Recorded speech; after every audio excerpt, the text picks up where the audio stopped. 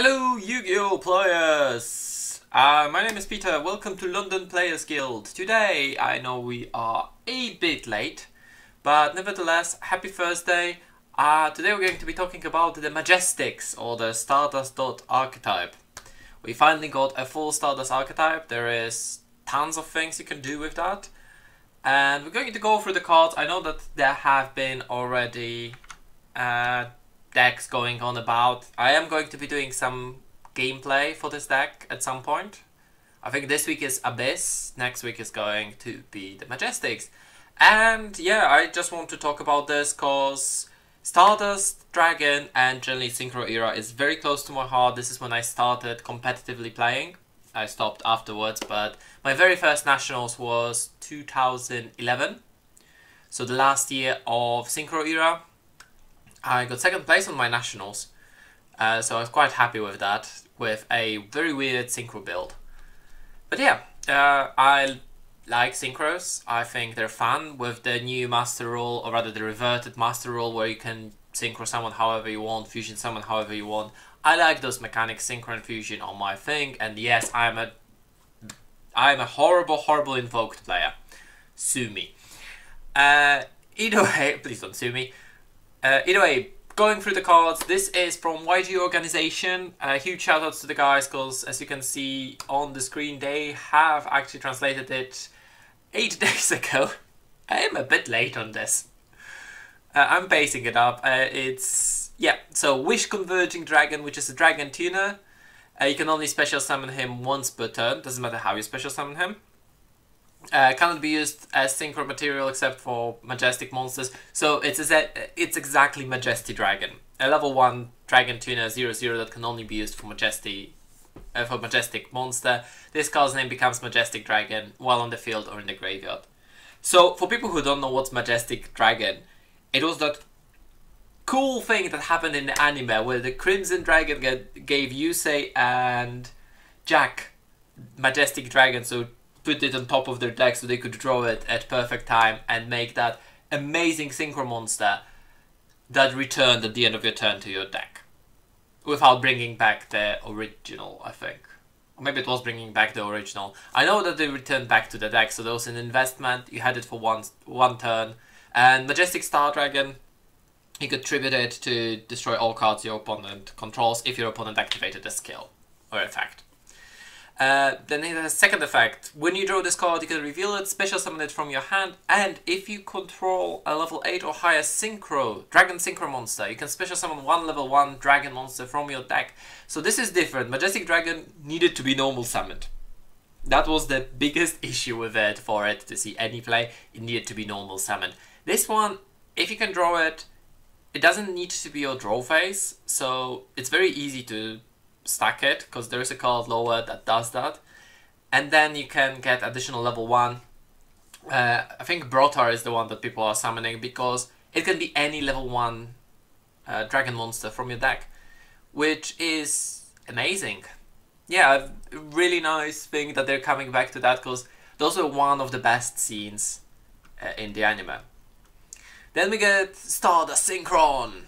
So this is a Syncron monster, which is not a dragon, which is funny, it's a machine. It can be searched with tuning. It's very consistent. You can only use both effects once per turn. It's a level 4 tuner, which is going to be huge. If this card is in your hand or graveyard, you can tribute one monster. You cannot special summon monsters from the extra deck for the rest of the turn, blah blah blah. Okay, so you tribute a monster, you special summon him from the graveyard. You can only summon Synchro monsters for the turn, and if he would leave the field, he's banished instead. So you can't keep on doing that, that's fine. If this card is normal special summoned, you can search one spell trap that lists Stardust Dragon. Okay, so Starlight Rod, you can search Starlight Rod. Oh, if this was a card back in the day. Stardust Trail. So this cool lady is actually a dragon. It's a level 4 dragon. Again, both effects once per turn. If this card is your hand or graveyard, and the monster or monsters you control are tributed, you can special summon this card, but banish it when it leaves. Yeah. So again, you tribute a monster, summon Stardust Synchron, and then summon her as well. If a warrior Syncron Stardust Synchro monster is synchro summoned, so if you use this as a material for Yusei type of synchro, you get a level 1 token, which is Light Dragon. So it's very easy to get this. So this is Stardust Synchron is searchable by tuning, so you can easily run 6 copies of this. Stardust Trail is searchable by Foolish Burial. I think that's like the best thing you can do about that. So you do need to open Trail. I think there are other ways to get her. I'm not sure. There would be some other ways. Also, the fact that she is a dragon with 500 attack, that is interesting. I think there can be something done about that. I'm not too sure. And then we go to the new big boss monster, Shooting Majestic Star Dragon. So this is Shooting Star Dragon meets Majestic Star Dragon. So the two of the boss monsters for Yusei. One is from Season 1, one is from Season 2, and then there was a Shooting Quasar at the end of Season 2. So this is Majestic Dragon plus one or more non-tuner monsters, including a Dragon Synchro monster. So it doesn't need to be Stardust, it can be any Dragon Synchro monster. I think that would work with Scrap Dragon, because I think Scrap Dragon was a dragon. Just off the top, from the top of my head. So there are other ways to do it, which is fun. But you would want to use Stardust Dragon. Once per turn, you can negate the effect of one monster your opponent controls. This is not a quick effect, but you can still turn something off. Then skill number 2, for each Stardust Dragon and each Synchro monster that specifically lists that card in its text in your graveyard, this card can make one additional attack during each battle phase. Important thing is its additional attack. So unlike Shooting Star Dragon, which had reveal the top 5 cards of the deck, for each tuner, this card could attack once. So if you showed no tuners, Shooting Star Dragon could not attack. So this one gains additional attacks at 4000 beat stick. This is scary. And then on top of that, once per turn when your opponent activates a card or effect, this is a quick effect, you can banish this card until the end phase, and if you do, negate the activation, and if you do that, banish that card. So there's lots to unpack there. For starters, you don't tribute as a cost.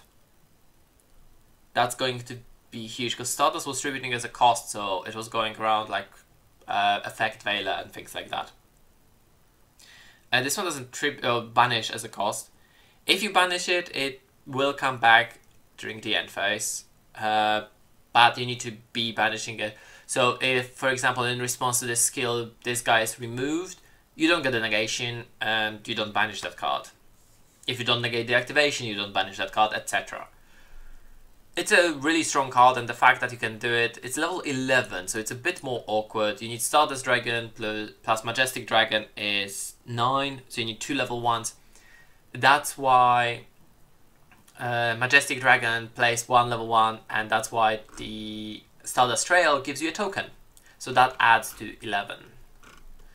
Then we have Arriving Miracle, which is a continuous spell. I like this artwork. This is a synchro artwork for Majestic Dragon when it was synchro summoning. Really, really nice.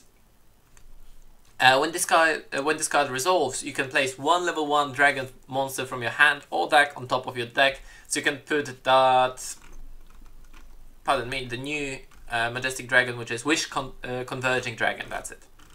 So you can put that card on top of your deck. Stardust Dragon and Synchro monsters that specifically list that card in their text on the field cannot be returned to the extra deck. This is if you want to play the Majestic Star Dragon.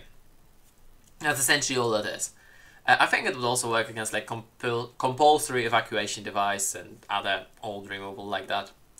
And the important effect again, if a Synchro monster is special summoned, you can apply one of these effects, but you cannot apply the same effect again for the rest of the turn, so you can get both of the effects. First one is draw 1 card, and the second one is you can special summon a tuner from your hand, which means you can extend your plays further. And if you can extend your plays further, God knows what can happen. Needle Firebear is happy. Happy clapping. Stardust Illuminate, a normal spell. You can only use each effect once per turn.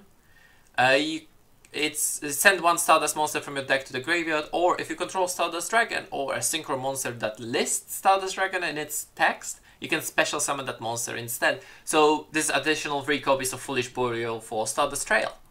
I think, yeah, this is definitely going to be a free off in the deck, the same as Tuning is going to be free off. There's lots of stuff that can be done with that. You can also banish this card from your graveyard, then target one Stardust monster you control. Increase or decrease its level by 1 until the end of this turn. So if you couldn't get Stardust Trail to give you a token, I guess, you can up the level of something to go into that 11. Or potentially, oh no, I don't think you can go into Quasar, because Quasar needs tuners. Sorry, synchros, all around synchros. It needs to be synchro tuner and all that stuff. So yeah. Another Majestic Absorption. This is Majestic Star Dragon versus Mechlord Emperor Weisel. Again, an anime scene. I really like that. They're coming back onto that 5Ds, and 5Ds was one of the better ones. My favorite is GX still. But yeah. You can only activate 1 card per turn, yeah. Target 1 Stardust Dragon or Synchro that lists it, that you control. And you activate one of these effects. You equip 1 face-up monster your opponent controls to that target. So you remove that monster without sending it to the graveyard. It's essentially you absorb the Mechlord Emperor, I guess. That target can attack directly this turn. God almighty, you can just, if you go into Majestic Star Dragon, 4k, I win. Each time that target destroys an opponent's monster by battle this turn, inflict damage to your opponent equal to the destroyed monster's original attack. So, a burn. I think most likely you would choose the direct attack. I think that's like the strongest effect you can add. Even on Shooting Star Dragon, if you went that way. Like, that direct attack is huge. You can just win the game on 1 card. And the last one is Majestic Mirage. It's a continuous trap, which is the Shooting Star Dragon's attack when it goes into the different copies of itself. If you have a face-up Stardust Dragon or monster that lists it, if that monster leaves the field to activate its own effect, or by its own effect, so either if it leaves as a cost or as a resolution of the effect, you can apply one of these effects, but only 1 effect per turn. So you can special summon one of those monsters, doesn't matter where they went. So if it tributes itself, it summons from the graveyard. If it banishes itself, it summons itself from the banish. Technically, if it went back to the extra deck, it would come back from the extra deck. I don't think that would work, because that's a different card at that point. I don't know. It's interesting. You can banish 1 monster your opponent controls or in their graveyard, so it's a non-targeting removal. And all damage you take this turn is halved. So you get only you take only half damage. You are going to leave yourself wide open after you banish or tribute your monsters, so it is nice that you can protect yourself a bit, so you can't be OTK'd unless they attack you for like 16,000 damage, at which point you are dead. I like this, but it's probably one-off, mostly because you can find it with Stardust Synchron, and that's about that. I do like this archetype. I am going to be playing around with it. The deck looks immensely fun, but also immensely combogenic. And that's pretty much what Yu-Gi-Oh! Is. What do you guys think about the new Stardust cards? I know they have been around, you probably already played with them. So I'm curious to hear, what do you think? Where do you think this is going to be sitting when it comes out here in TCG as well? I'm really curious to hear what you have to say. And yeah, thank you guys for watching. If you enjoyed this type of videos, please leave a like and let us know what you enjoy about the videos. If you want to see more of those videos, please subscribe. We are having a Yu-Gi-Oh! Videos, discussion videos, or this that I did right now is going to be every Thursday. On top of that, we are looking to get some gameplay videos for you as well, which is going to be sometime, I think, Saturday. Don't hold me up to that, we are not scheduled on that yet. But if you guys enjoy this, yeah, just subscribe and let us know down in the comments. Thank you guys for watching, and I will see you around next time. In this series, myself and Peter will be battling it out to see who can be the best warrior in all of the universes and timelines combined across Dragon Ball's history, starting from from the very first set up to the most recent set, and I hope you all enjoy the history of the Dragon Ball Super card game.